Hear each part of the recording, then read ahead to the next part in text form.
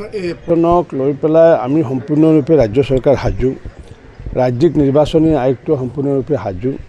কিন্তু ইয়াৰ মাজতে কোনোবাই মহামান্য হাইকোৰ্টত আবেদন জনাইছিলে যে কিছুমান পঞ্চায়তৰ কিছুমান খণ্ডত ডিলিমিনেশ্যন লৈ পেলাই বিসংগতি আছে বুলি জনাইছিলে।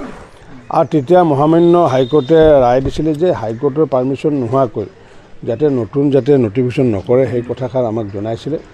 আৰু আমি মহামান্য হাইকোৰ্টৰ প্ৰতি আমি সন্মান জনাই আমি এতিয়া লিভ পিটিশ্যন এখন আমি 3 তাৰিখে আমি উত্থাপন কৰিম যে আমি সেইটো অনুমতি বিচাৰিছোঁ। ক'ৰবাত যদি তেনেকুৱা বিসংগতি আছে কোনোবা ৱাৰ্ডত তাৰ কাৰণে বা কোনোবা পঞ্চায়ত তাৰ কাৰণে পঞ্চায়তৰ নিৰ্বাচনটো বাধাগ্ৰস্ত হ'ব নালাগে। কাৰণ কিয় সুপ্ৰিম কোৰ্টৰ ভাৰ্ডিক্ট আছে যে ডিউ টাইমত যদি পঞ্চায়ত নিৰ্বাচন অনুষ্ঠিত নকৰে তেতিয়াহ'লে গ্ৰাম্য অঞ্চলত পাবলগীয়া বহু সুবিধা বঞ্চিত হ'বলগীয়া হ'ব। ভাৰত চৰকাৰৰ পৰা বহুত অনুদান বন্ধ হ'বগৈ। গতিকে সেইটোৰ প্ৰতি লক্ষ্য ৰাখি আমি 3 তাৰিখে এখন লিভ পিটিশ্যন আমি ছাবমিট কৰিম।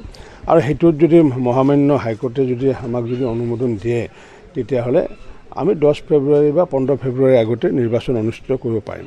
কিন্তু ফেব্ৰুৱাৰীৰ আগৰ পৰা টাৰ্গেটো লোৱা আছিলে। যদি আমাক যদি ধৰক আমাক যদি কয় আমি যদি যদি আমি জানুৱাৰীটো যদি অধিৱেশন হয় যিহেতু এমাহৰ ভিতৰত গোটেই প্ৰক্ৰিয়া শেষ হয়, 10 ফেব্ৰুৱাৰীৰ ভিতৰত তেতিয়া নিৰ্বাচনৰ প্ৰক্ৰিয়া শেষ হ'ব যদিহে আমি পাৰ্মিশ্যনটো যদি পাওঁ।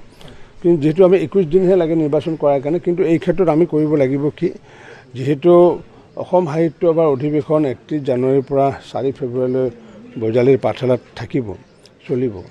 আৰু ইপিনে থাকিব যোৰহাটত থাকিব শ্ৰীমন্ত শংকৰদেৱ সংঘৰ অধিৱেশন 5ৰ পৰা 8 তাৰিখলৈ।